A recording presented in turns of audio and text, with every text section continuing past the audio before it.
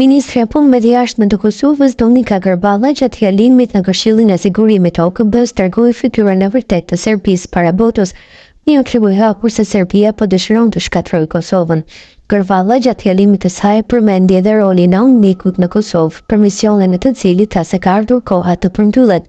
Para Këshillit të Sigurimit të OKB-s në përballjen e parë para Kombeve të Bashkuara me ministrin e jashtëm të Serbisë Marko Đurić, u pa qartë që vetëm fytyrat kanë ndruar, por jo edhe strategjia për të luftuar Republikën e Kosovës me gënjeshtra saime dhe propagandë. Bota sot e dëgjoi të vërtetën, edhe për aleatin e Rajonit të Marko në veshur me petkon e të itukshëm të evropianit, në të cilin nuk fshihen dot synimet e qarta hegemoniste të Vučićit të tjerë moshave të tij. Profesuesit e UNMIK-ut sot përsëri dëshmuan para gjithë botës që nuk qëndrojnë gjithmonë në anën e së vërtetës, dhe jo rrallë shërbehen me propagandën që ju servohet. Ka ardhur koha të përmbyllet ky mision, ka thënë Gërvalla. Deputeti i lëvizjes vetëvendosje Dimal Basha tha se momenti i shpalljes së pavarësisë së Kosovës ka qenë momenti i duhur për mbylljen e misionit të UNMIK-ut, duke shtuar se tani qëndrimi i tyre nuk përkon me ligjmërinë dhe as realitetin në vend. Koha me u përmbyll misioni i UNMIK-ut ka qenë momenti i shpalljes së pavarësisë dhe humbja e komplet legitimitetit të tyre ka humbur krejt kultivimin pas vendimit të gjinotës. Prandaj qëndrimi i tyre nuk përkon as me ligjmërinë, por as me realitetin në vend, deklaron ai për gazetën Bota Sot. Njësi i politikës së jashtme Abni Arifi nënvizoi se seancat e Këshillit të Sigurimit të OKB-s kanë qenë të dobishme deri pas pavarësisë. Seancat e Këshillit të Sigurimit të OKB-s janë seanca që burojnë pas ngjarjeve të marsit 2004 dhe tema kryesore është vlerësimi teknik dhe politik i standardeve për Kosovën. Në atë seancë, përveç antarëve të Këshillit të Sigurimit merr pjesë e Serbia si antare e OKB-s, dhe siç e konsiderojnë ata dhe përfaqësuesi i institucioneve të përkohshme të vetëqeverisjes në Kosovë, në këtë rast zonja Gërvalla. Këto seance kanë qenë të dobishme deri pas pavarësisë, por pas pavarësisë, vendet aleate ka sugjeruar Kosovën që të ketë përfaqësim vetëm në nivel ambasadori në mënyrë që krejtërisht të zhvlerësohet roli i ndikimit kësaj seance, thotë ai. Sipas tij, UNMIK-u duhet të mbyllet, por ai thekson se në seancë nuk duhet të bëhen asnjë lloj deklaratash. Fatkeqësisht, liderët institucional të Kosovës këtë forum vazhdojnë të shohin si forum ku mund të mejamërthi Serbisë, por në fakt e ushqejnë iluzionin atyre që besojnë se UNMIK-u ka ndeluar rol të rëndësishëm në Kosovë. Misioni i UNMIK-ut duhet të mbyllet, por definitivisht Këshilli i Sigurimit të OKB-s nuk është vënë diku bëhen deklarata të tilla, thekson ai. I need to start by quoting, "A lie can travel halfway around the world, while the truth is still putting on its shoes." President Obama said about fake news that even him, when he was president, didn't realize how susceptible we had become to lies and conspiracy theories, despite having spent years being a target of disinformation myself. We are living in turbulent times. Manipulation has become a key tool in an all-out war against free democratic countries. Let me just clear that there is no place in the world, in this globe, called Kosovo and Metohija. It is Kosovo, Kosova, the Republic of Kosovo, the Republic of Kosovo, but it would be the same as if I would now, every time I mention Serbia, start by calling it Kraljevina or some other names that I will not do. It is concerning to see what even experienced professionals are ready to believe, because they cannot or they do not double-check. They are too busy and often too superficial, just reading from stamped texts, not analyzing properly. What we have had to listen to here today are so many lies that it is sheer impossible to debunk each and every one in the short time we are here together. Most of you do have embassies in the Republic of Kosovo who confirm to you that not one single of Mr. Đurić's statements is true. Let me be clear. do not trust a single point like such crazy lies that citizens of Kosovo would not have access to health care, to bank account, or to local services. The reality is, we have many Serb citizens in the northern municipalities of the Republic of Kosovo gladly telling us that they finally can breathe freely, without fear, and that they can, for example, get finally their children registered in the municipality after many years. You surely know what you would imagine that China, United States, Slovenia, or Japan, or Switzerland would accept any foreign personal documents for their own citizens issued by a foreign country in a local municipality on their own territory, let alone that this illegal Serbian ruled over territory and the illegal Serbian institutions do constitute a more than a decade-long blatant violation of the 2013 Brussels Agreement, just one among the many Serbia is violating for the whole time. Parallel illegal structures before would not just not issue the necessary papers, offer only illegal ones from Serbia.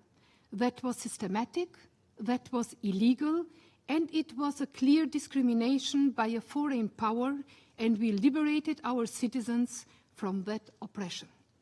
After we established the rule of law, finally, the cry fall, and they lie about alleged discrimination. Look at this pamphlet from Serbia that I believe every one of the members of the Security Council has got in the last days. Here is what every one of these statements is simply wrong, because it treats Kosovo as being part of Serbia, what it is not. I use this occasion to showcase only one example, but there are many of them. It shall impress you by presenting an overview of, in reality, non-existing discrimination of citizens of Kosovo. One of these elements, not one single one, is true. They are all false. We establish something new, that is very precious for the citizens in the north, and that is normalcy. Fight against crime, the rule of law instead the rule of crime gangs sponsored by Belgrade. Normal municipal services instead of misuse of public funds. We just established what your established democratic countries are offering to their citizens: responsible and transparent public service. We will continue to protect our citizens and to widen the services they deserve, and which they have missed for so many years. Not only the people in Kosovo are fed up with the continuous Serbian lies. For a reason, Vučić is losing influence among Serbian citizens of the Republic of Kosovo. If they do not believe the lies and the propaganda, no one should. But that is only one aspect. Madam President, we need to talk about the danger that some are afraid to mention. We need to talk even about war, how to prevent a next war in Europe, of which some say Putin could target the Balkans next. Putin's proxy Vučić is protecting the terrorists who led the paramilitary attack of Serbia against the Republic of Kosovo on September 24th last year. Their leader, Rajonit, one of the most brutal and richest people in Serbia, not rich by inheriting wealth from his parents, but by crime, was involved in escorting and even killings of Serbian citizens of Kosovo. Kosovo wants him extradited. He is responsible for the killing of our police officer and national hero, the Sergeant Afrim Bunjaku. This Mr. Đurić knows him well from his years as Vučić's right hand in his fight against Kosovo in the years 2013-2020. Đurić and Radojic, the killer, were allies in suppressing decent Serbian citizens who just wanted to live a normal life. Đurić was in charge when Radojic was involved in killing Kosovar Serb politician Oliver Ivanović. He was gunned down on the street in front of his office. Radojcic is the main suspect in his murder as well. And Đurić was meeting with him again, having a coffee recently in Belgrade with that criminal and terrorist. That shows the type of characters we are dealing with. Who else here is comfortable hanging out with a brutal killer? And because we started in showing photographs and not to leave any space for disinformation, so this is Radojcic, and this is the now Foreign Minister of Serbia, Marko Đurić. Serbia's attack on September 24th last year was planned as a military invasion and annexation of a peaceful country with thousands of NATO troops. To make it clear, that was the first attack of the Putin alliance against a country with NATO presence. It's a test for the West, a test for more. And Vučić and Putin are not giving up. Therefore, we need first deterrence, then dialogue, in that order. Only with credible deterrence, peace and security will be safe. Because when Vučić, Đurić, and others in Serbia say dialogue, they don't mean it. They are not interested in dialogue. They are interested in destroying the independent Republic of Kosovo, even by force. Nobody must be fooled. They have proven it, and they will try again. Therefore, Kosovo is thankful to NATO and our allies for increasing their troops in order to deter Serbia from a next aggression. The Defense Minister of Serbia, who prepared the paramilitary attack on Kosovo for more than a year, got a promotion by Vučić. He is the new Prime Minister of Serbia. EU President von der Leyen rejected to meet him these days because of his active connections with Russia. Vučić also promoted an old friend who is under sanctions by Western countries, but is the messenger between Putin and Vučić, some Mr. Vulin. He is explicitly anti-Western and pro-Russian. He was a close AD of Milosevic and laid flowers just some months ago at the grave of mass murderer Stalin before getting awarded by Putin personally. He is now the Deputy Prime Minister of Serbia. He is just on his trip to Belarus. Mr. Đurić, along with his successor Petković, was among the leaders of the violent attack against US Embassy in Belgrade that set on fire by a violent mob.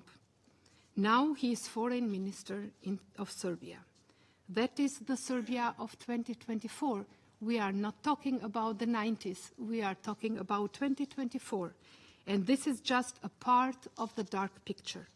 Do not believe these dangerous people a single word you cannot check for yourself.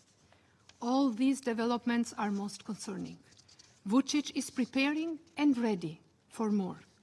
All across Serbia, not only murals of war criminals indented or convicted by UN tribunal can be seen. Also, gigantic murals are surfacing since many months, which announce the Serbian army will return to Kosovo. Such huge murals in such an autocratic country do not appear by chance.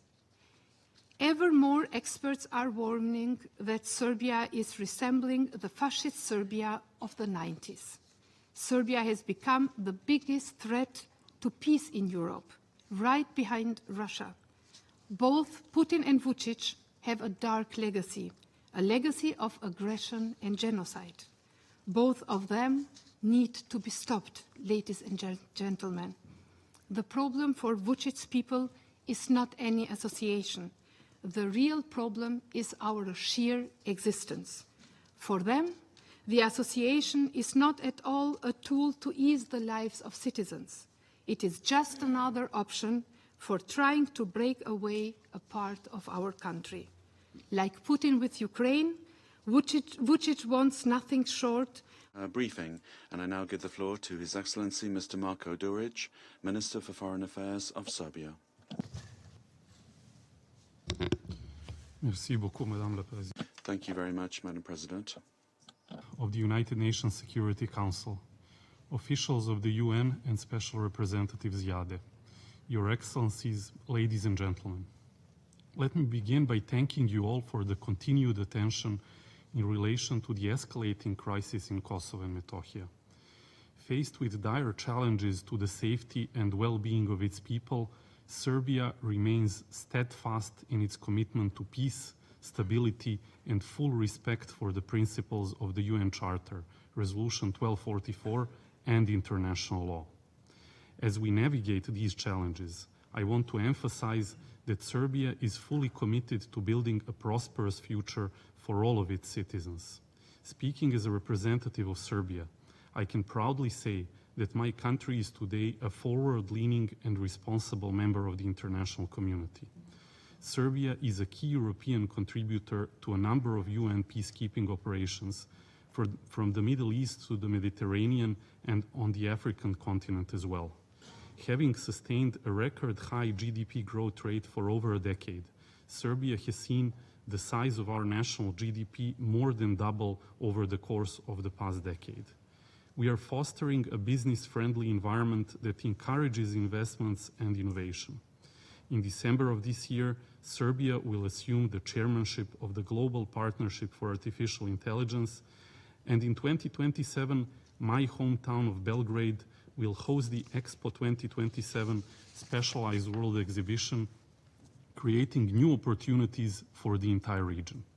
As part of the Open Balkans initiative, launched by President Vučić, Prime Minister Rama of Albania, and the government of the Republic of North Macedonia, we have created a single regional labor market and are welcoming to our country people from across the region. Initiatives like the Digital Serbia project aim to integrate technology into our economy, promoting a knowledge-based society. As we build new industries and create jobs, we are committed to ensuring that no community is left behind in this progress. Sadly, the contrast with what is going on in our southern province of Kosovo and Metohija couldn't be more stark. As a series of UNMIK reports and recent developments reveal, in the past 2.5 years, the situation in Kosovo and Metohija has worsened significantly, with human rights abuses and unilateral moves by the regime of Albin Kurti creating a climate of fear and instability.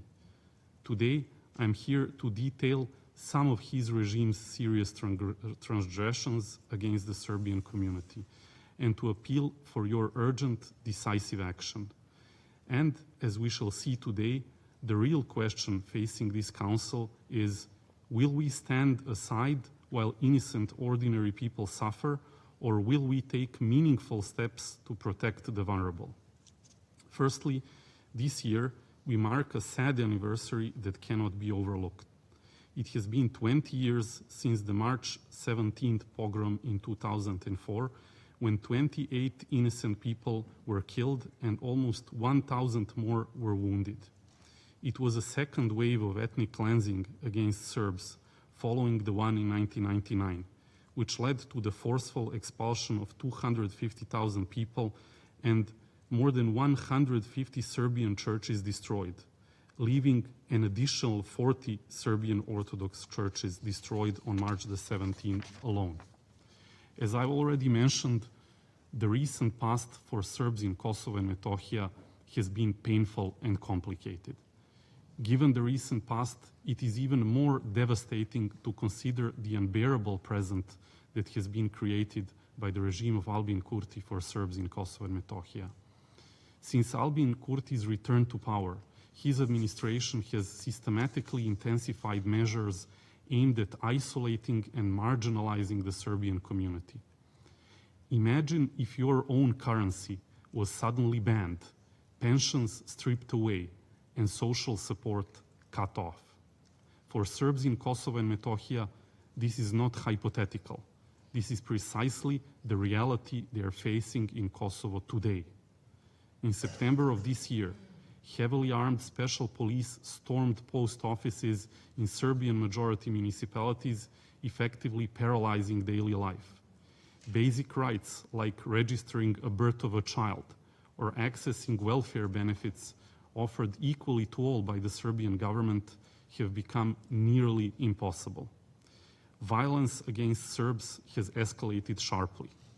In 2024 alone, over 90 attacks specifically targeted Serbian individuals and properties with not one single perpetrator facing justice. Disturbing incidents involving children have especially shocked our communities. Recently, a child was attacked in North Mitrovica by a man wielding knives, marking the 16th such assault since Mr. Kurti took office. How many attacks must we witness before concrete action is taken? In northern Kosovo, the Serbian population faces a daily reality of crude force. Completely outside of any existing agreements, the region is governed by a mono-ethnic police force loyal to Kurti, enforcing policies through intimidation rather than consent. Adding to this, Kurti's administration has imposed ethno-nationalist Albanian mayors who were quote-unquote elected with virtually no Serbian support and hold no legitimacy whatsoever among the communities they are supposed to serve. Not a single % of support, and yet they govern. Meanwhile, Prishtina's refusal to honor the Brussels Agreement, which calls for the establishment of the Community of Serb-majority municipalities, has stripped Serbs of even basic legal protections. Just 2 days ago, in a public statement that yet again openly challenges the fundamentals of the dialogue process and the rule of Kosovo's own laws, Prime Minister Albin Kurti stated that he does not plan to implement the agreement on the Community of Serb-majority municipalities at all.